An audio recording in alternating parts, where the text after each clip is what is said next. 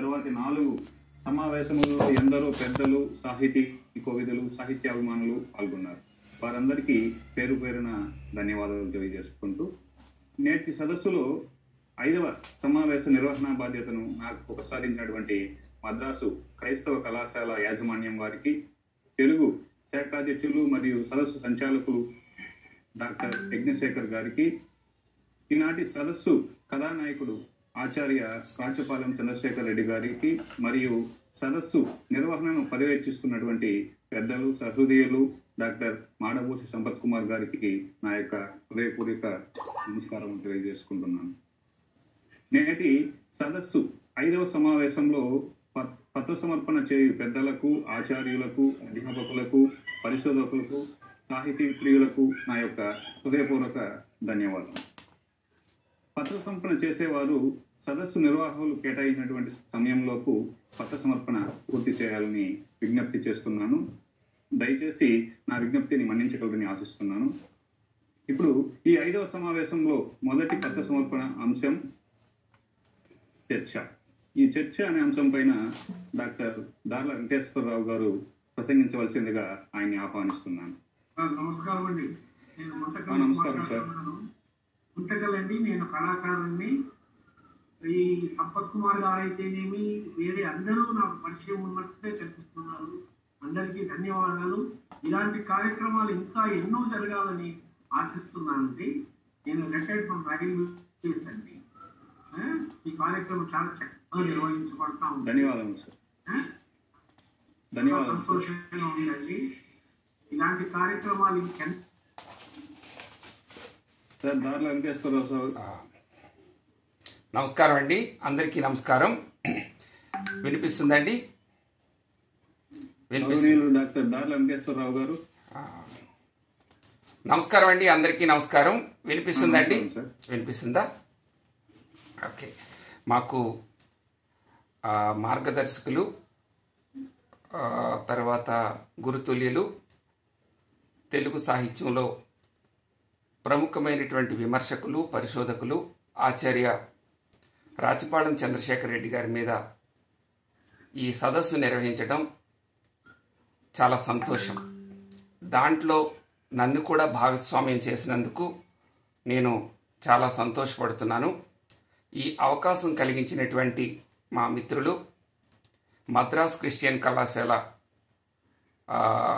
అధ్యాపకులు డాక్టర్ యజ్ఞశేఖర్ గారికి, అలాగే ఈ కార్యక్రమాన్ని నిర్వహిస్తున్నటువంటి సురేష్ గారికి, ముఖ్యంగా ఈ కార్యక్రమాన్ని నిర్వహించడానికి ముందుకు వచ్చినటువంటి వారిలో ఆచార్య సంపత్ కుమార్ గారికి, అలాగే నిన్న నుంచి నేను గమనిస్తున్నాను అన్ని పత్రాలని ఎంతో శ్రద్ధగా వింటున్నటువంటి వారు మనకి పొట్టి శ్రీరాములు తెలుగు విశ్వవిద్యాలయం పూర్వ ఉపాధ్యక్షులు ఆచార్య ఎస్వి సత్యనారాయణ గారు, తర్వాత ఈ కార్యక్రమాన్ని అంతటినీ కూడా ఎవరు ఎలా అర్థం చేసుకున్నారు ఏమిటి అనేది చాలా చక్కగా పరిశీలిస్తున్నారు మా గురువులు ఆచార్య రాచపాళెం చంద్రశేఖర్ రెడ్డి గారు. వీరందరికీ కూడా నా నమస్కారాలు తెలియజేస్తున్నాను.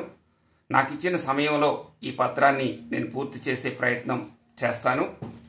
నాకు ఇచ్చినటువంటిది చర్చ అనే ఈ పుస్తకం మీద మాట్లాడమని ఇచ్చారు. నేను చాలా సంతోషపడ్డాను. ఎందుకంటే ఈ పుస్తకం మొత్తం ఆచార్య రాచపాళెం చంద్రశేఖర్ రెడ్డి గారి సాహిత్య దృక్పథాన్ని పట్టించే గొప్ప పుస్తకంగా నేను భావిస్తున్నాను. మనకి తొలి దశలో సంప్రదాయ సాహిత్యాన్ని అధ్యయనం చేసి దాని పట్ల ఆసక్తి ఉన్నటువంటి ఆచార్య రాచపాళెం చంద్రశేఖర్ రెడ్డి గారు, ఆ తర్వాత కాలంలో ఆయన అభ్యుదయ సాహిత్యానికి, విప్లవ సాహిత్యానికి, స్త్రీవాద సాహిత్యానికి, దళిత సాహిత్యానికి, మైనారిటీ సాహిత్యానికి, ప్రాంతీయ సాహిత్యానికి ఒక బలమైనటువంటి వెన్నుదన్నుగా ఉన్నటువంటి వారు. ఆయన రచనల ద్వారా, ఆయన ప్రసంగాల ద్వారా, ఆయన అందించినటువంటి ముందు మాటల ద్వారా, ఇప్పుడు ఎంతవరకు కొన్ని విన్నాం మనం, ముందు మాటల గురించి కూడా ఆయన రాసినటువంటిది, అంత ప్రోత్సహించే ధోరణి ఉన్నటువంటి వారు. ఆ సాహిత్య దృక్పథం కూడా మనకి ఈ చర్చ అనే పుస్తకంలో కనిపిస్తుంది. మనకి జాషువా సాహిత్యాన్ని ముందుకు తీసుకెళ్లడంలో కానీ, దళిత సాహిత్యంలో ఉన్నటువంటి ఇప్పుడిప్పుడే వర్ధమాన కవుల్ని రచయితల్ని ప్రోత్సహించడంలో కానీ ఎంత ప్రభావశీలతని తర్వాత ఉత్సాహాన్ని కలిగించారో అంతే ఉత్సాహంగా వాళ్ళకి ప్రాచీన సాహిత్యం పట్ల లేకపోతే సమకాలీన కవుల పట్ల వారు అధ్యయనం చేయవలసినటువంటి అవసరాలను కూడా చాలా జాగ్రత్తగా వారు చెప్పారు. కాబట్టి ఆచార్య రాజపాళెం చంద్రశేఖర్ రెడ్డి గారి ఈ చర్చ పుస్తకమే కాదు, ఆయన రచన ఏ రచనలు చదివినప్పటికీ కూడా మనం సాహిత్యాన్ని ఏ విధంగా అవగాహన చేసుకోవాలి, పరిశోధన ఏ విధంగా చేయాలి అనే అంశాలు మనకు ఆ పుస్తకం ద్వారా తెలుస్తాయి. మనకి రాజపాళెం చంద్రశేఖర్ రెడ్డి గారు 1988 నుండి 2005 సంవత్సరం మధ్యలో రాసినటువంటి వ్యాసాలలో ఒక 38 వ్యాసాలని తీసి ఇది చర్చ అనే పేరుతో తెలుగు సాహిత్య విమర్శ పరిశోధన మీద వ్యాసాలు అనే పేరుతో దీన్ని ప్రచురించారు. ఈ పుస్తకాన్ని తెలుగు విశ్వవిద్యాలయం వారు 2008లో ఉత్తమ సాహిత్య పురస్కారంగా కూడా ఎంపిక చేసింది. ఇందులో ఉన్నటువంటి సాహిత్య విమర్శ అంత గొప్ప విమర్శ. ఇందులో మనం ప్రధానంగా ఒక్కసారి ఆ సాహిత్యంలో ఉన్నటువంటి అంశాలు ఏమేమి ఉన్నాయని తెలియడం కోసం ఆయనకి సాహిత్య విమర్శకుడిగా తాపీ ధర్మారావు గారి గురించి, తులనాత్మక సాహిత్య విమర్శకుడిగా సర్దేశాయ్ తిరుమలరావు గారి సర్దేశాయ్ గారి గురించి, తర్వాత గురజాడ గురించి ఆరుద్ర గారు గురజాడ గురుపీఠం గురించి ఏం చెప్పారనే అంశం మీద, తర్వాత ఇస్మాయిల్ వ్యక్తివాద సాహిత్యమే సాహిత్యం అని చెప్పినటువంటి దాని మీద అన్యాయం మాటలని రాయడం కానీ, ఆంధ్ర భారత కవితా విమర్శనం చేసినటువంటి కోరాడ రామకృష్ణయ్య గారి గురించి, తర్వాత పరిశోధన తీరుతెన్నులు ఏ విధంగా ఉన్నాయని చెప్పి మనకి పరిశోధనకు జరుగుతున్నటువంటి అంశాల మీద సాహిత్యేతరమైనటువంటి లేకపోతే పూర్తిగా విశ్వవిద్యాలయాలతో అనుబంధం లేనటువంటి బయట వాళ్ళు విమర్శ చేస్తున్నప్పుడు దానికి కావలసినటువంటి సమీక్షను చేస్తూ రాసినటువంటి వ్యాసం మనకి పరిశోధన మారినప్పుడే పరిశోధన పరిస్థితులు మారినప్పుడే పరిశోధన మారుతుంది అని చెప్పినటువంటి వ్యాసం. అలాగే అసలు ఇందులో ఉన్నటువంటి ప్రతి విమర్శ వ్యాసం కూడా నేను గమనించింది ఏంటంటే ఒక సిద్ధాంత ప్రాతిపదికతో ఒక దృక్పథం ప్రాతిపదికతో రూపొందినటువంటి వ్యాసాలు, ఎంతో బాధ్యతతో కూడినటువంటి వ్యాసాలు, బాధ్యతతో రాసినటువంటి వ్యాసాలు. కాబట్టి ఆధునిక తెలుగు సాహిత్య విమర్శకులు అనే ఒక వ్యాసం రాశారు. మొత్తం తెలుగు సాహిత్య విమర్శ ప్రారంభం, వికాసం, సమకాలీన సాహిత్య విమర్శ, తర్వాత సమకాలీన సాహిత్య విమర్శలో వస్తున్నటువంటి ధోరణులు అన్నీ కూడా మనకి కొండను అద్దంలో చూపించినట్టుగా ఆ వ్యాసంలో చూపించారు. సామాన్యమైనటువంటి విషయం కాదు. ఈ ఒక్క వ్యాసం చాలు మొత్తం తెలుగు సాహిత్యం విమర్శ చేసే పరిశోధకులకు కానీ విమర్శ రాసే విమర్శకులకు కానీ ఆ వ్యాసం అనేకమైనటువంటి మార్గాల్ని మనకి చూపిస్తుంది. తర్వాత మనకి కథానిక మీద, తర్వాత సాహిత్య విమర్శలో కథానిక మీద, నవల మీద, రాయలసీమ సాహిత్యం మీద మనకి సాధికారికమైనటువంటి ఒక వాయిస్ చెప్పాలి అంటే అది మనకి ఆచార్య రాజపాళెం చంద్రశేఖర్ రెడ్డి గారు ఒకరని మనం చాలా విశ్వాసంతో చెప్పొచ్చు. అందుకని వారు రాసినటువంటి కథానిక, కథా కమామిష పుస్తకంలో ఉన్నటువంటి ప్రమాణాల గురించి, అలాగే తర్వాత సాహిత్య పరిశోధనకు సంబంధించి చాలా వ్యాసాలు ఉన్నాయి. అందుకని ఇందులో ఉన్నటువంటి వ్యాసాలను 3 ప్రధానమైనటువంటి భాగాలుగా విభజించవచ్చు అని అభిప్రాయపడుతున్నాను. ఒకటి, వ్యక్తి కేంద్రంగా సాగినటువంటి సాహిత్యాన్ని, ఆ వ్యక్తిత్వాన్ని మనం మూల్యాంకన చేసేటప్పుడు ఎలాంటి మూల్యాంకన చేయొచ్చు అన్నప్పుడు అందులో కొన్ని విషయాలు మనకి కనిపిస్తాయి. ముఖ్యంగా తాపీ ధర్మారావు గారు ఇటువంటి వాళ్ళందరి గురించి కూడా వ్యక్తులను కేంద్రంగా చేసుకుని వాళ్ళని మనం మూల్యాంకన చేసేటప్పుడు ఎలాంటి నిర్ణయాలు చేయాలో మొత్తం ఆ సాహిత్యాన్ని అంతా చదవాలి అనేది దానికి సంబంధించింది. రెండవ భాగం ఏమిటంటే సాహిత్య విమర్శ పరిశోధనలో మనం పాటించవలసినటువంటి దృక్పథం గురించి, తర్వాత పరిశోధన పద్ధతుల గురించి, విమర్శ పద్ధతుల గురించి చెప్తూనే సాహిత్యంలో విషయానికి మనం ఎంత ప్రాధాన్యతనివ్వాలి, అలాగే సామాజిక పరిశోధనల సామాజిక నేపథ్యంలో సాహిత్యాన్ని పరిశీలించవలసినటువంటి అవసరం ఏంటి అనేది కూడా చెప్పినటువంటి రెండో భాగం. మూడో భాగంలో ఆయన తులనాత్మక సాహిత్య విమర్శ గురించి ఆయన చెప్తారు. ఈ విధంగా మనం ఇందులో ఉన్నటువంటి ఈ 38 వ్యాసాలని కూడా 3 విభాగాలుగా విభజించుకునే అంటే ప్రధానంగా విభజించుకునే అవకాశం ఉంది. అంతర్ విభజనలు చాలా ఉన్నా అందుచేత ఇందులో నిబద్ధ విమర్శ గురించి మాట్లాడతారు.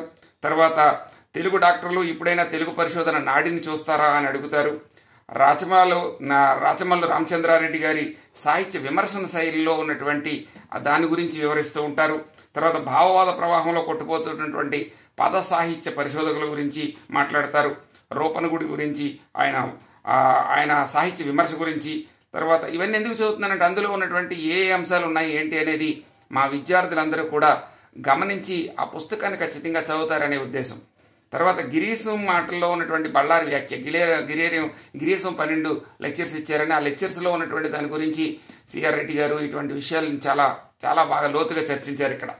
తర్వాత కట్టమంచికి వారసుడు వల్లంపాటి వెంకట సుబ్బయ్య గారు అని చెప్తూనే కట్టమంచి రామలింగారెడ్డి గారిని, తర్వాత మనకి వల్లంపాటి వెంకట సుబ్బయ్య గారిని, ఇటువంటి వాళ్ళందరినీ కూడా తులనాత్మకంగా పరిశీలన చేస్తారు. తర్వాత నూతలపాటి గంగాధరం గారి సాహిత్య విమర్శ ప్రస్థానాన్ని గురించి పరిచయం చేస్తారు. తర్వాత సైద్ధాంతికమైనటువంటి వ్యతిరేకత, అది ప్రజాస్వామ్య వ్యతిరేకత అవుతుందని ఇంకొక వ్యాసంలో రాస్తారు. యుగాలే గాని యుగకర్తలు ఉండరు అని చెప్పి గురజాడ అప్పారావు గారి గురించి మనకి సి నారాయణ రెడ్డి గారు ఇద్దరు యుగకర్తలు అని చాలా జాగ్రత్తగా తప్పించుకుంటే, ఈయన చాలా స్పష్టంగా యుగకర్తల గురించి ఆరుద్ర ఏమన్నారు, లేకపోతే ఆధునిక సాహిత్యవేత్తలు ఏమన్నారు, వాటి గురించి చాలా సమగ్రంగా చర్చించి రాసినటువంటి వ్యాసం. అలాగే మనకి చెంచయ్య గారు రాసినటువంటి సాహిత్య దృక్పథం అనే పుస్తకం గురించి కూడా మంచి వ్యాసాన్ని రాశారు. కథానిక మీద కథా విమర్శ, కథానిక ప్రాణం ఏంటి అనేది కూడా రాశారు. ముఖ్యంగా సమకాలీన సాహిత్యంలో ప్రపంచీకరణ గురించి చాలా విస్తృతమైనటువంటి చర్చ జరిగింది. కానీ దాని మీదమైనటువంటి సాధికారికమైనటువంటి విమర్శ ఎక్కడొచ్చింది అన్నప్పుడు మనకి గుడిపాటి వెంకటేశ్వర్లు రాసినటువంటి ఇతివృత్తం అనే ఒక సంకలనం, ఒక కథా వ్యాస సంపుటి వచ్చింది, విమర్శ వ్యాస సంపుటి. దాని గురించి పరిచయం చేస్తారు. అలాగే ప్రజా కళాకారులు, ప్రజా సాహితీ నివాళులు అని చెప్పి మనకి ప్రజాస్వామ్య ప్రగతిశీల దృక్పథంతో వచ్చినటువంటి కళాకారులని, సాహిత్యాన్ని చేస్తారు. ఈ విధంగా చేసినటువంటి దాంట్లో ముఖ్యమైనటువంటి అంశాలని నేను ఇక్కడ ప్రస్తావించాలనుకుంటున్నాను. తాపీ ధర్మారావు గారి గురించి ఆయన చెప్తూ, తాపీ ధర్మారావు గారు మొదట ఆయన సంప్రదాయవాది, గ్రాంధికాన్ని సమర్థించాడు, సంప్రదాయాన్ని సమర్థించాడు. కానీ తర్వాత ఆయన ఆధునికుడిగా మారారు. మారడమే కాకుండా వ్యావహారిక భాషకి ఆయన వెన్నుదన్నుగా నిలబడ్డారని చెప్పారు. తర్వాత సంస్కృత సాహిత్యం, ఆ సంస్కృత సాహిత్యం తెలుగు భాషకు 2 రకాలుగా సంస్కృత సాహిత్యాన్ని అర్థం చేసుకోవాలి అని మనకి రాచపాళెం గారు ఆ వ్యాసంలో చెప్పారు. ఒకటేమిటంటే సంస్కృత సాహిత్య ప్రభావం తెలుగు సాహిత్యం మీద విస్తృతంగా పడడం వల్ల అనుసరణ కావ్యాలు, అనుకరణ సాహిత్యం రావడం వల్ల మన తెలుగు జాతికి సంబంధించినటువంటి చరిత్ర, సంస్కృతి విస్మరింపబడింది అనేది వారి ప్రతిపాదన.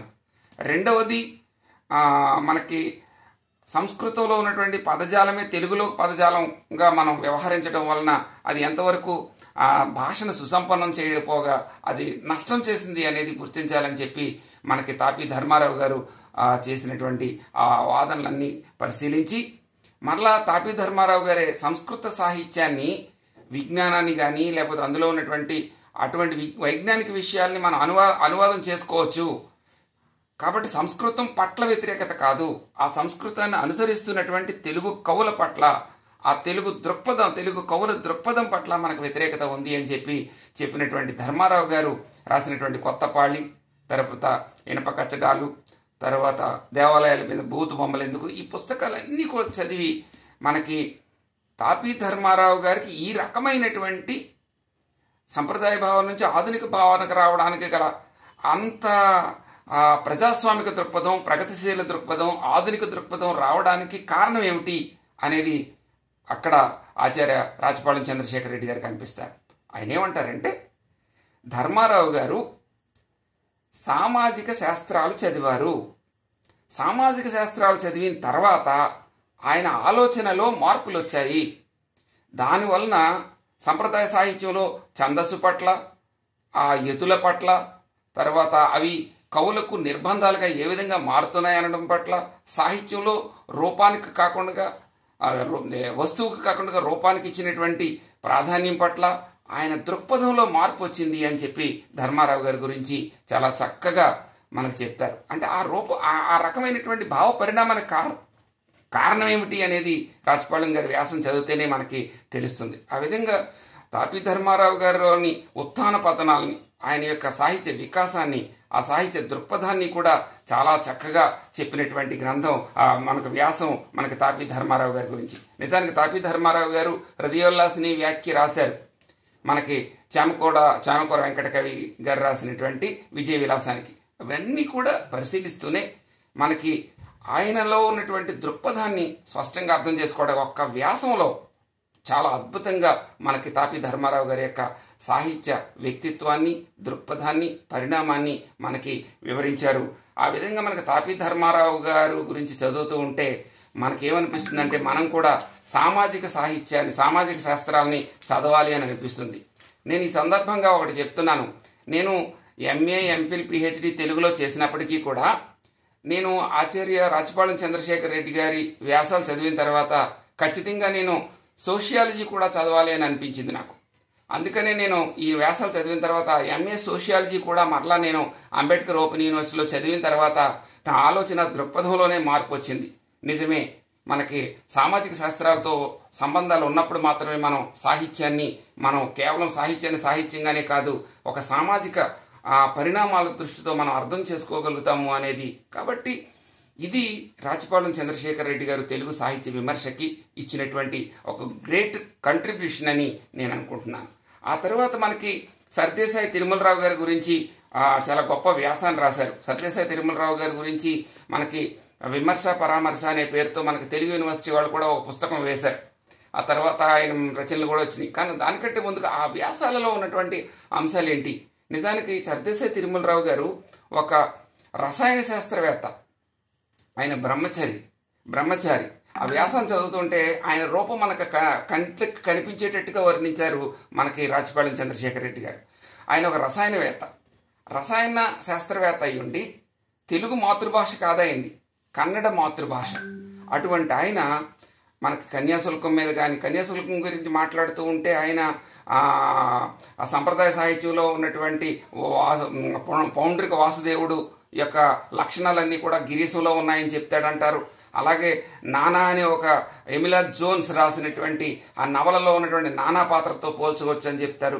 ఇలా ప్రపంచ దేశంలో ఉన్నటువంటి సాహిత్యం, లీనియర్ నాటకంలో ఉన్నటువంటి పూలే అనే ఒక క్యారెక్టర్తో పోలుస్తారు అని ఆయన చెప్పి, ఇంత సాహిత్య ఈ రకమైనటువంటి తులనాత్మక అధ్యయనం చేయడం వలన మనకి సర్దేశాయి తిరుమలరావు గారు మన తెలుగు సాహిత్యానికి అందించినటువంటి గొప్ప కానుక ఏమిటి అంటే, తెలుగు సాహిత్యానికి అంతర్జాతీయ దృక్పథాన్ని అలవాటు చేశారు అని ఆయన సూత్రీకరిస్తారు.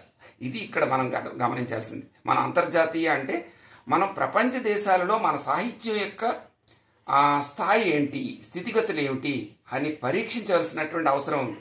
సర్దేశాయి తిరుమలరావు గారు రాసినటువంటి సౌందర్యం అనే ఒక వ్యాసం ఉంటుంది. ఆ వ్యాసంలో మొత్తం ఎస్థెటిక్స్ గురించి అరిస్టాటిల్ నుండి క్రోచి, తర్వాత శాంతాయన, మొత్తం వీళ్ళందరూ ఏమేమి చెప్పారు ఏంటి అనేది ఆ వ్యాసంలో ఆయన చాలా స్పష్టంగా రాశారు మనకి సర్దేశాయి తిరుమలరావు గారు. ఈ వ్యాసాన్ని కూడా ఆయన కోట్ చేశారు. ఆ విధంగా మనకి సర్దేశాయి తిరుమలరావు గారి గురించి ఒక తులనాత్మక సాహిత్యాన్ని, మన తెలుగు సాహిత్యం చదవడం వలన వచ్చే గొప్పతనం ఏంటో మనకి తెలియజేస్తారు. అంతేకాకుండా గుంటూరు శేషేంద్ర శర్మ గారు అంటే సర్దేశాయి తిరుమలరావు గారిలో ఉన్నటువంటి నిజాయితీని కూడా ఈ వ్యాసాల్లో చెప్పారు. ఆయన ఏమంటారంటే, గుంటూరు శేషేంద్ర శర్మ గారు ఆయన సాహిత్యము అఖండము అవిభాజ్యము అనే వ్యాసం రాస్తే సర్దేశాయి తిరుమలరావు గారు ఏమంటారంటే, శేషేంద్ర గారి వ్యాసంలో జాత్యహంకారం ఉంది అని చాలా అంటే ఖచ్చితంగా చెప్పే తత్వం మనకి సర్దేశాయి తిరుమలరావు గారిలో ఉంది అని చెప్తారు. నిజానికి ఆ లక్షణం రాచపాళెం చంద్రశేఖర్ రెడ్డి గారిలో కూడా ఉంది. ఎందుకంటే ఆయన సైద్ధాంతికమైనటువంటి వ్యతిరేకత ఉంటుందేమో తప్ప నాకు సైద్ధాంతిక వ్యతిరేకతే తప్ప నాకు వ్యక్తుల పట్ల వ్యతిరేకత కాదు అని చాలా స్పష్టంగా ఆయన ఈ వ్యాసాలకు సంబంధించినటువంటి ముందు మాటలో ఆయన ఈ వ్యాసాలకు సంబంధించిన దాంట్లో చెప్పారనమాట. ఆయన ఏమంటారంటే, ఇక్కడ నాకు నేను ఇందులో ఉన్నటువంటి వ్యాసాలు నాకు ఆమోదించిన వాళ్ళు ఎవరిని ఆమోదించినా తీర్మానించినా వాళ్ళ వాదాలనే తప్ప వ్యక్తులను కాదు, నేను వ్యతిరేకించిన వాళ్లను వ్యక్తులుగా నేను ఇంకా గౌరవిస్తూనే ఉన్నాను అన్నారు. ఇది మన సాహితీవేత్తలు, విమర్శకులు, పరిశోధకులు తెలుసుకోవాల్సినటువంటి గొప్ప అంశం. ఒకసారి నేను సాహిత్యాన్ని సాహిత్యంగానే చూస్తున్నామా అని ఒక టైటిల్ పెట్టారు నేను రాసినటువంటి వ్యాసానికి. నేను రాసింది అది కాదు. సాహిత్య ప్రయోజనం ఏమిటి అని నేను రాస్తే పత్రికల వాళ్ళు ఏం చేశారంటే సాహిత్యాన్ని సాహిత్యంగానే ఆస్వాదిస్తున్నామా అని చెప్పి ఒక వ్యాసాన్ని పెట్టారు. నేను యూనివర్సిటీ ఆఫ్ హైదరాబాద్లో కంపారిటివ్ ఎస్థెటిక్స్ చెప్తున్నటువంటి నేపథ్యంలో నేనేం చేశానంటే ఎస్థెటిక్స్ అందిస్తున్నటువంటి సాహిత్యం ఎలా ఉంటుంది అని చెప్పి ఒక పరిచయ వ్యాసం రాశాను.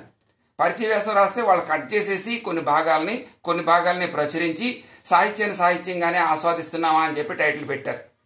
వ్యక్తిగా దార్ల వెంకటేశ్వరరావుని చాలా ప్రోత్సహిస్తారు, ఇష్టపడతారు రాచపాళెం చంద్రశేఖర్ రెడ్డి గారు.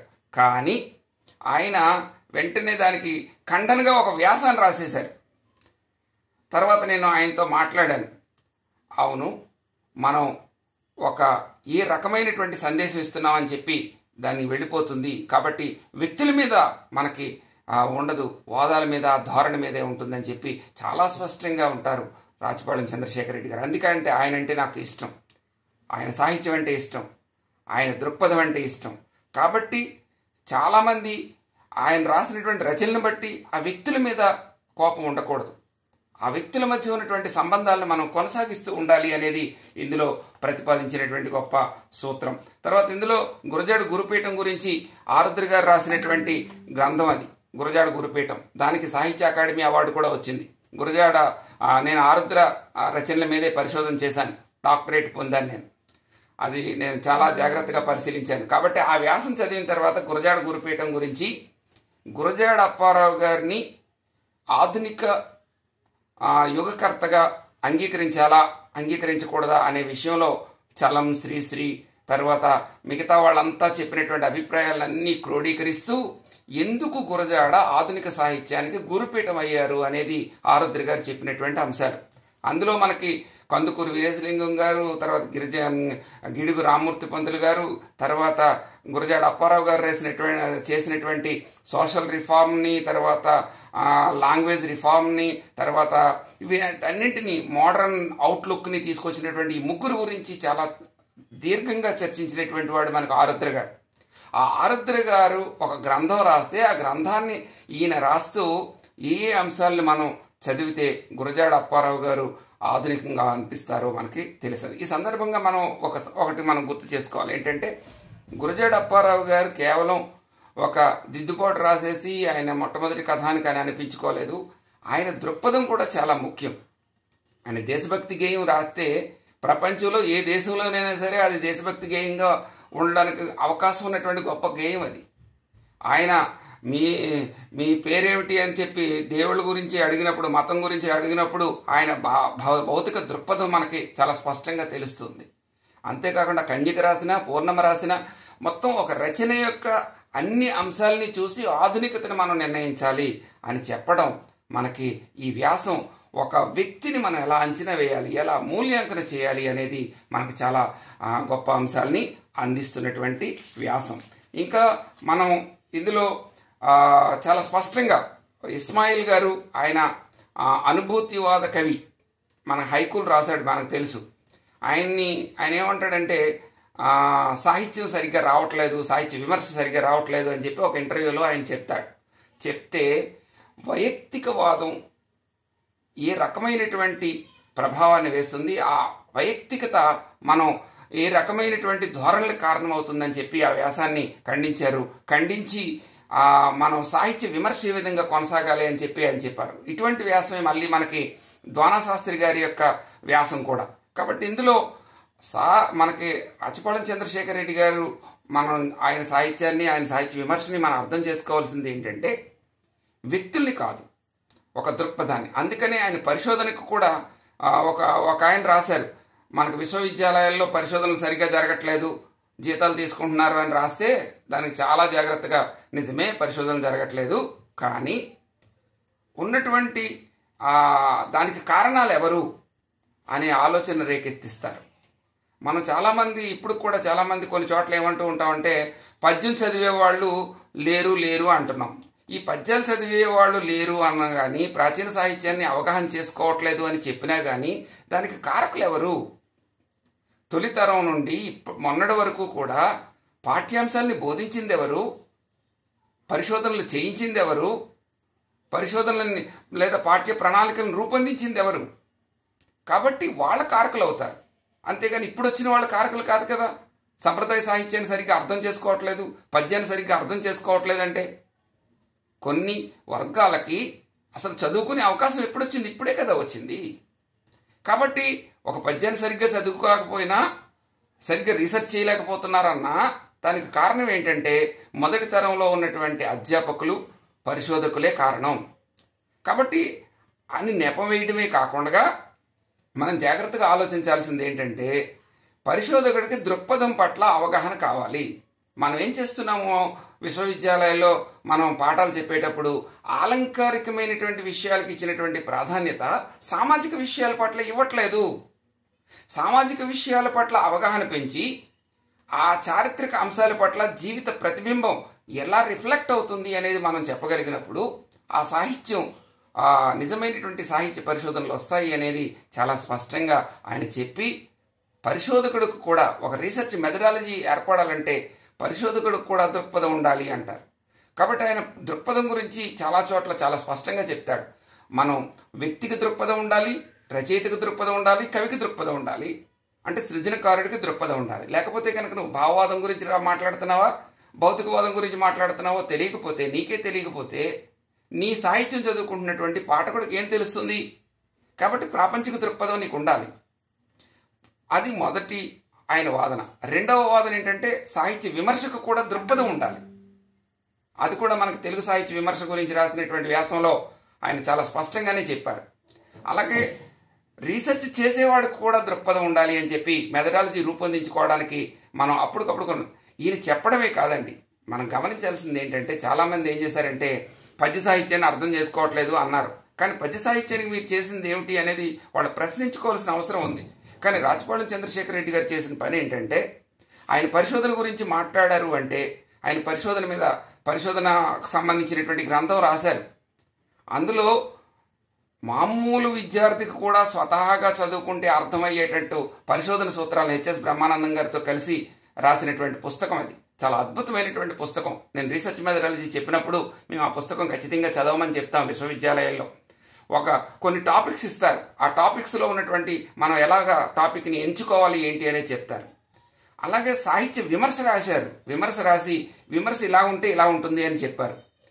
ఆయన ప్రసంగించి ఆ ప్రసంగంలో దృక్పథాలను చెప్తారు. కాబట్టి తాను ఏదైతే ఆచరిస్తారో ఆచరించినటువంటి విషయాల్ని ఇక్కడ చెప్తారు. అంతేగాని బయటకు వచ్చేసి అకాడమిక్ క్రిటిసిజం ఇది, లేకపోతే విశ్వవిద్యాలయాల్లో ఉన్నటువంటి వాళ్ళు లేకపోతే కాలేజీల్లో ఉన్నటువంటి వాళ్ళు సరిగ్గా చేయటం లేదు అని ఒక రాయి వేయటం చాలా సులువు. కానీ దాన్ని మరలా సమర్థవంతంగా తిప్పికొట్టి ఇందులో కూడా లోపాలు ఉన్నాయి, ఆ లోపాలను సవరించుకోవడానికి మనవంతు మనం కృషి చేయాల్సినటువంటి అవసరం ఉంది అని చెప్పడం అది ఒక మేధావి చేసే పని. ఆ మేధావి చేసినటువంటి పని మనకి ఈ వ్యాసాల్లో కల్పిస్తుంది. ఈ పరిస్థితులు మారినప్పుడే పరిశోధన మారుతుంది అని చెప్పారు. ఇప్పటికి కూడా మనం ఎమ్మెల్యే స్టైల్ షీట్ అంటే తెలియనటువంటి చాలామంది ఉన్నారు. అధ్యాపకులు కూడా ఉన్నారు, తర్వాత రీసెర్చ్ స్కాలర్స్ కూడా ఉన్నారు. కాబట్టి modern language association of America అనే ఎమ్మెల్యే స్టైల్ షీట్ గురించి కూడా తెలియకుండా అసలు ఏ రీసెర్చ్ మెథడాలజీకి ఏ రీసెర్చ్ స్టైల్ షీట్ వాడాలి అనేది తెలియకుండా మనం పరిశోధనలు కొనసాగించేస్తున్నాం. మనల్ని మనం పునః సమీక్ష చేసుకునేటట్టుగా మనకి పరిస్థితులు మారినప్పుడే పరిశోధన తీరు మారుతుంది అని చెప్పి, ఇది కేవలం ఒక వ్యక్తికి సంబంధించింది కాదు, అందరు వ్యక్తులకి సంబంధించినటువంటి అంశాలుగా మనకి కనిపిస్తాయి. ఇక్కడ ఆయన చెప్పినటువంటి మాటలు నేను 2 చదివి వినిపిస్తాను. ఎందుకంటే తెలుగు పరిశోధనలో లోపాలున్న మాట నిజమే, వాటిని దిద్దుకోవడం ఎలా అన్నది సమస్య. బండ్ల కొద్దీ సాహిత్య పరిశోధన జరుగుతున్న ఒక మెథడాలజీ ప్రకారం వచ్చే థీసిస్లు చాలా తక్కువ. ఈ లోపం ఉపాధ్యాయులదే. పరిచయాలు, సమీక్షలు, ప్రశంసలు ఇవే పరిశోధనగా చలామణి అవుతున్నాయి. చాలా గ్రంథాల్లో విషయ సేకరణ, ఒక మోస్తరు విశ్లేషణ ఉంటుంది. కానీ థీసిస్ పరిశోధనకి సిద్ధాంతం అభిప్రాయం ఉండవు. థీసిస్లో మెథడాలజీ ఉండాలంటే పరిశోధకులకు ఒక ప్రాపంచిక దృక్పథం ఉండాలి. అది ఉపాధ్యాయుల్లోనే కరువైంది. ఇది నేనన్న మాట కాదండి, ఉపాధ్యాయుల్లోనే కరువైంది. మనం ఎంత బాగా చదివితే సమకాలీనమైనటువంటి రీసెర్చ్ మెథడాలజీని అవగాహన చేసుకుంటే అందులో మనం మరలా కొంత జ్ఞానాన్ని మాత్రమే మనం విద్యార్థులకు ఇస్తాం. కాబట్టి మనల్ని మనం పునఃసమీక్ష చేసుకోవాల్సిన అవసరం ఉంది అని చెప్పి ఒక మేధావి చెప్పవలసినటువంటి, ఒక పెద్ద మనిషి చెప్పవలసినటువంటి రీతిలో ఇందులో ఆయన చాలా జాగ్రత్తగా ఆయన ఒక వల్లభాచారి అని ఆయన రాసినటువంటి వ్యాసానికి ఆయన చెప్పారు. ఇక తెలుగు సాహిత్య విమర్శకులు అని రాసినటువంటి వ్యాసం, అది అసలు ఆధునిక సాహిత్య, అసలు తెలుగు సాహిత్య విమర్శ అంతా కూడా గుర్తుపెట్టుకోండి. తెలుగు సాహిత్య విద్యార్థులు, నా విద్యార్థులు చాలామంది వింటున్నారు పాఠం కోసం. కాబట్టి ఈ వ్యాసం ఒక్కటి చదివితే గనక మీకు తెలుగు సాహిత్య విమర్శ ఆరంభం, వికాసం, దాని పరిణామాలన్నీ కూడా మీకు ఒక అవగాహనకు వస్తాయి. అందులో ఏమంటారంటే, తెలుగు సాహిత్య విమర్శలో అన్ని ఆరోగ్యకరమైనటువంటి ధోరణులే ఉన్నాయని అనుకుంటే పొరపాటే. సాహిత్య విమర్శలో పక్షపాతం చూపే వాళ్లకు, సాహిత్య చరిత్రను వక్రీకరించే వాళ్లకు కొదవలేదు. నిర్దిష్టమైన భావజాలంతో రాసేవాళ్ళని కేవలం మానవతావాది గొడుగు కిందకు తెచ్చేవాళ్ళు ఉన్నారు. ధోరణుల పేరుతో, యుగాల పేరుతో చరిత్రను గందరగోళపరిచేవాళ్ళు ఉన్నారు. ఉత్తమ సాహిత్యం ఎక్కడో ఆగిపోయింది, తర్వాత వచ్చిందంతా చెత్తని రాసేవాళ్ళు ఉన్నారు. ప్రజలంతా ఆమోదించిన వాళ్లను వదిలి ప్రజలు తిరస్కరించిన వాళ్లతో పొద్దు మొలిచిందని రాసేవాళ్ళు ఉన్నారు. ప్రజలు మరిచిపోయిన పుస్తకాలు విప్లవాలు సృష్టించినవిగా రాసిన వాళ్ళు ఉన్నారు. ఇలా అనేక రకాల జబ్బులు గల తెలుగు విమర్శ కూడా ఉంది మనకి. అయితే సమాజం ఎప్పుడూ ముందుకే పోతుంది, అన్ని సామాజిక రంగాలు ముందుకే పోతాయి, సాహిత్య విమర్శ కూడా ముందుకే పోతుంది. ఈ సత్యాన్ని గ్రహిస్తేనే ఉత్తమ సాహిత్య విమర్శ వాహినికి ఎవరు ఆటంకం కలిగించడానికి ప్రయత్నించరు. అది ఒక బాధ్యత కలిగినటువంటి సాహిత్య విమర్శకుడు. కాబట్టి సమయం అయిపోతుందండి. ఓకేనండి, 2 నిమిషాల్లో నేను ముగిస్తాను. కాబట్టి ఈ రకంగా మనకి ఇందులో ఉన్నటువంటి ప్రతి అంశము కూడా ఒక సిద్ధాంత గ్రంథంగా అనిపిస్తూ ఉంటుంది మనకి ఇంకొక చోట అంటారైనా, మనకి తెలుగు సాహిత్య విమర్శ అంతా కూడా కొక్కొండ వెంకటరత్నం పంతులు గారి విగ్రహతంత్ర విమర్శతో కందుకూరి వీరేశలింగం గారు ప్రారంభించినప్పటికీ, ఆ తర్వాత మనకి ప్రబంధ సాహిత్యం మీద ముఖ్యంగా ఈ సందర్భంగా మీ కాలేజీ వాళ్ళని ప్రశంసించాలండి. ఎందుకంటే అసలు మద్రాస్ క్రిస్టియన్ కాలేజీ ఒకటి, తర్వాత రాజధాని కాలేజీ ఒకటి, రాజధాని కళాశాల ఒకటి తెలుగు సాహిత్య విమర్శలో ఒక సంతకం చేశాయి. ఆ సంతకాలు ఏమిటంటే, మనకి కట్టమంచి రామలింగారెడ్డి గారిని, తర్వాత వింజమూరి రంగారావు గారిని, తర్వాత వెన్నేటి రామచంద్ర, ఇటువంటి వాళ్ళ వేదం వెంకటరాయ శాస్త్రి గారిని, ఇటువంటి వాళ్ళని అందరినో మీ కళాశాలలు అందించాయి. మేము నిత్యం మీ కళాశాలను స్మరించుకుంటున్నాం. అందుకనే ముఖ్యంగా నాకు మద్రాస్ కళాశాల అంటే ఎందుకు గౌరవం అంటే, కట్టమంచి రామలింగారెడ్డి గారి కవిత్వ తత్వ విచారం మీ కళాశాల నుండే వచ్చిందండి. అందుకని అసలు తెలుగు సాహిత్య విమర్శకి మూలమైనటువంటి కట్టమంచి రామలింగారెడ్డి గారి గురించి కూడా ఒక కామెంట్ చేస్తారు ఈ పుస్తకంలో. రాజపాళెం చంద్రశేఖర్ రెడ్డి గారు ఏమంటారంటే, ఆయన అంటే కట్టమంచి రామలింగారెడ్డి గారు భాషలో నవీనుడు కాదు, భావంలో నవీనుడు అని చెప్తారు. చూసారా, ఎక్కడ కూడా పక్షపాత ధోరణితో మాట్లాడరు.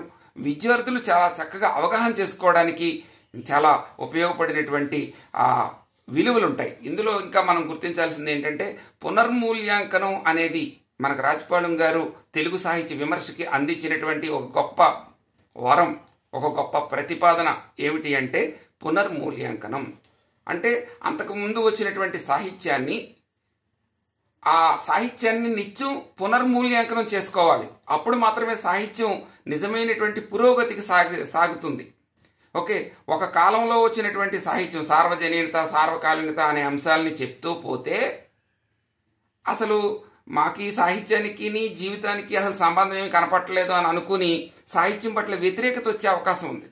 అందుకనే వ్యతిరేకత పోయి సాహిత్యం పట్ల ప్రేమ పెరగడానికి, లేకపోతే ఆ సాహిత్యాన్ని సరిగ్గా అర్థం చేసుకోవడానికి, శాస్త్రీయంగా అర్థం చేసుకోవడానికి పునర్మూల్యాంకనం. అది అంటే సామాజిక పరిస్థితులను బట్టి చదువుతున్నటువంటి వ్యక్తులు వాళ్ళు తమని తాము అందులో చూసుకున్నప్పుడు లేనప్పుడు ఈ విలువలు అందరికీ సంబంధించినవి అన్నప్పుడు ఇది అందరికీ సంబంధించినవి కావు, కొన్ని వర్గాలకు సంబంధించినవి అని చెప్పి వాళ్ళ మూల్యాంకనం చేస్తారు. ఈ మూల్యాంకనం చేయడం అనేది వ్యక్తిగతం కాదు. అది సాహిత్యాన్ని మరింత ముందుకు తీసుకుపోతుంది. మా గురించి లేదు అని ఎవరైతే గుర్తించారో వాళ్ళ గురించి రాయడానికి ప్రేరేపిస్తుంది. అంతేకాకుండా ఈ సాహిత్యమే గొప్ప సాహిత్యం అని చెప్పినటువంటి భావనను ఖండించి ఇంకా గొప్ప సాహిత్యాన్ని రాయవలసిన అవసరం ఉందని చెప్పి సాహిత్యాన్ని ప్రేరేపిస్తుంది, చైతన్యం చేస్తుంది. కాబట్టి పునర్మూల్యాంకన అనే భావన మనకి వల్లంపాటి వెంకట సుబ్బయ్య గారు కూడా వాడారు. కానీ దాన్ని ముందుకు తీసుకెళ్తున్నటువంటి మహానుభావులు, లేకపోతే దాన్ని ఒక సైద్ధాంతిక ప్రతిపాదనకు తీసుకెళ్తున్నటువంటి వారు మనకి రాచపాళెం చంద్రశేఖర్ రెడ్డి గారు. మేము కూడా వారి బాటలో పయనించడానికి మేము ఎంతో సంతోషిస్తున్నాం. అంతేకాకుండా ఇందులో ఉన్నటువంటి అంశం ఏంటంటే, ఇంకొక గొప్ప అంశం, ఒక్క అంశాన్ని మనం చెప్పుకోవాలి. మనం అభ్యుదయ సాహిత్యాన్ని లేదా మార్క్సిస్ట్ సాహిత్యాన్ని అవగాహన చేసుకోవడానికి, ఒక దృక్పథాన్ని అవగాహన చేసుకోవడానికి ఈ చర్చ అనే పుస్తకం ఎంతగానో ఉపయోగపడుతుంది. ఒకటి. రెండోది, మనం సాహిత్యంలో కానీ లేకపోతే విమర్శలో కానీ పరిశోధనలో కానీ మనం పాటించవలసినటువంటి దృక్పథం ఎంత అవసరమో తెలుసుకోవడానికి పుస్తకం ఉపయోగపడుతుంది. సాహిత్య విమర్శ చేసేవాళ్ళు వైయక్తికమైనటువంటి విమర్శకు పోకుండా ఆ మానవీయ సంబంధాలు కొనసాగిస్తూనే, భావజాలమైనటువంటి వ్యతిరేకతను కొనసాగిస్తూనే సాహిత్య అభివృద్ధికి తోడ్పడవచ్చు అనే సూచన కనిపిస్తుంది. ఇందులో విశ్వ సాహిత్యం గురించి కూడా ఉంది. చివరిలో ఒక అద్భుతమైనటువంటి వ్యాసం ఏంటంటే, రాచపాళెం చంద్రశేఖర్ రెడ్డి గారిని మనం అందరూ నమస్కరించాల్సిన పని ఏంటంటే, ఆయన రీత్యా పదవీ విరమణ చెందారేమో కానీ అసలు ఇప్పుడు ఎక్కువ కృషి చేస్తున్నారండి ఆయన. ఏమిటంటే, ఆయన రాసే రచనలన్నీ చదివితే, ఒక పత్రికలో ఏదన్నా ఒక రాస్తే గనక అది సరైనటువంటి ధోరణి కాకపోతే ఈ ధోరణి ప్రపంచ సాహిత్యంలోకి వెళ్ళిపోయి దాన్ని నాశనం చేస్తుందనే ఉద్దేశంతో దాని మీద వెంటనే ఒక ఖండన వ్యాసాన్ని రాసి దాన్ని సమన్వయం చేస్తారు. కథా సాహిత్యానికి సంబంధించింది అలాగే చేశారు ఆయన. ఓకే, కథా సాహిత్యానికి ప్రాణాలు 5 అంటే 5 ఏమేమిటి అని, తర్వాత ఇతివృత్తానికి నాటకీయతకి సంబంధించినటువంటి అంశాలని చాలా సమగ్రంగా చెప్పారు. అంతేకాకుండా ఒక సంవత్సరంలో వచ్చినటువంటి సాహిత్య విమర్శకు సంబంధించినటువంటి రచనలన్నీ జాగ్రత్తగా చేసి ప్రతి సంవత్సరము ఆ విమర్శలో వచ్చినటువంటి అంశాలన్నీ కూడా సమీక్ష చేసి ఒక విద్యార్థి చేసినట్టుగా చేస్తారండి. అంత గొప్ప కృషి వలుడైన. అంతేకాకుండా ఈ మధ్య వాట్సాప్లో కూడా ఎవరో కానీ మొన్న ఒకటి పెట్టారు, నాకు ఆశ్చర్యపోయాను. స్థాయీభావం అంటే ఏమిటి అని. స్థాయీభావం అంటే ఏమిటో అనేది ఎవరూ మాట్లాడకపోతే సార్ చెప్పారు. అంచేత ఒక పదవీ విరమణ చెందిన అది సాంకేతికంగా పదవీ విరమణ చెందారు కానీ ఆయన మరింత బిజీ అయ్యారు. నిజానికి సమకాలీన సాహిత్యానికి కావలసినటువంటి ఒక ఉత్తమ అధ్యాపకుడు, ఉత్తమ బోధకుడుగా ఆయన తన విధిని నిర్వర్తిస్తూ ఎంతోమందికి ఆదర్శంగా నిలుస్తున్నారు. ఆయనని నేను ఈ సందర్భంగా ఆయన సాహిత్యాన్ని గురించి మాట్లాడుకోవడం అంటే మన తెలుగు సాహిత్యంలో ఉన్నటువంటి ఒక ఉత్తమ ధోరణుల గురించి మాట్లాడుకోవడంగా నేను భావిస్తున్నాను. ఇంత మంచి అవకాశం ఇచ్చినటువంటి మీకు నా హృదయపూర్వకమైనటువంటి ధన్యవాదాలు తెలియజేస్తున్నాను. వీరి గురించి మనం ఎంత మాట్లాడినా, నాకైతే ఎంత మాట్లాడినా ఇంకా మాట్లాడాలనిపిస్తూ ఉంటుంది. ఎందుకంటే ఆయన వైయక్తికంగా ఎంత ఆత్మీయంగా ఉంటారో సాహిత్యంలో అంత నిబద్ధతతో ఉంటారు. అటువంటి నిబద్ధత తెలుగు సాహిత్యానికి ఎంతో మేలు చేస్తుందని నమ్ముతున్నాను. అందుకని ఈ సదస్సు పెట్టినటువంటి మిమ్మల్ని, ముఖ్యంగా మా డాక్టర్ యజ్ఞశేఖర్ గారిని, మా సంపత్ కుమార్ గారిని ప్రత్యేకించి అభినందిస్తున్నాననే పదం నేను చిన్న వయసు కాబట్టి కాదు, కానీ మీ అందరికీ కూడా నమస్కరిస్తున్నాను.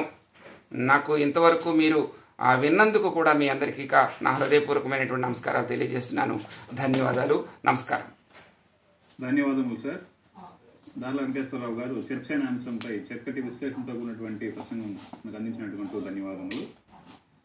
తదుపరి డాక్టర్ కిన్నెర శ్రీదేవి గారు విమర్శ 2009 అన్న అంశంపై తమ పత్రం సమర్పణ చేయవలసిందిగా ఆహ్వానిస్తున్నారు.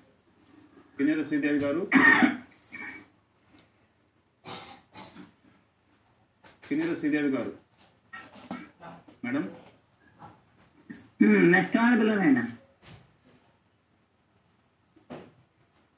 తదుపరి రాచపాలెం పీఠికలు ముందు మాటలు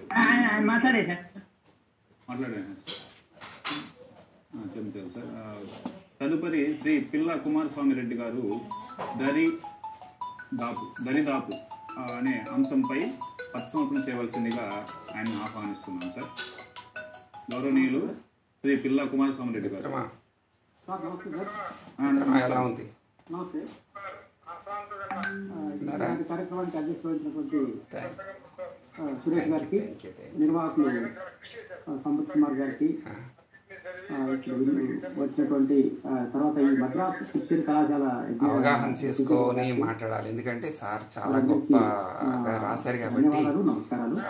అలాగే ఇక్కడ పాల్గొన్నటువంటి మిత్రులు నాగేంద్ర తదితర పెద్దలు, ముఖ్యంగా ఎస్పీ సత్యనారాయణ గారికి, మీది ఎప్పుడు అయిపోయిందా? వాళ్ళందరికీ అయ్యో సరే సరే, అయినా వాళ్ళ ప్రసంగం తెప్పించుకుని విందాం. వారికి ముఖ్యంగా ధన్యవాదాలు తెలియజేస్తున్నాను. ఎందుకంటే ఈ సదస్సుకు రెండోసారిగా పాల్గొంటున్నాను. మొదటి దఫా అంతకుముందు ఒకసారి నిర్వహించారు.